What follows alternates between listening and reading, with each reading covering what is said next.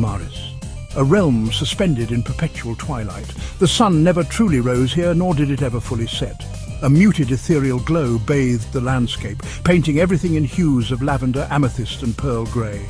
The air hummed with an unseen melody. It pulsed with the heartbeat of the world. Thalmaris was a place of magic, ancient and profound. It was a realm where shadows held sway and spirits walked unseen. Alaric moved through the shimmering glades. His footsteps were silent. He was a figure of stark contrast against the vibrant flora. His skin was as pale as bone. His eyes were like pools of shadowed ink. He carried himself with an air of quiet desperation. Alaric was a wanderer on a quest. He searched for something precious that had been lost, his shadow. At first, the absence of his shadow had been a mere curiosity, a strange anomaly in a world steeped in strangeness. But as days bled into nights, a creeping unease took root in Alaric's heart. He felt incomplete, vulnerable, as if a part of himself was missing. The world around him seemed to echo this sentiment. His reflection in the shimmering pools of water showed only his gaunt form.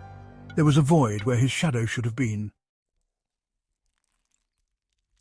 His journey led him through whispering forests and across fields of luminous flora.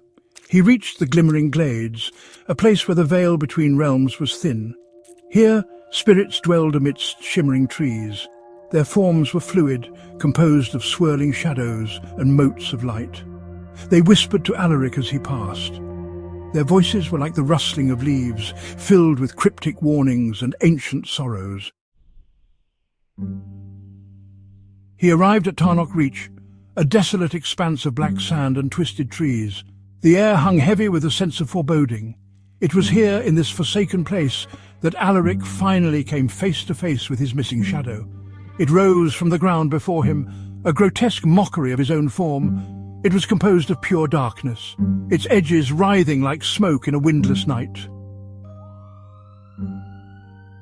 Terror turned to icy dread as Alaric gazed upon his shadow. It spoke, its voice a hollow echo of his own.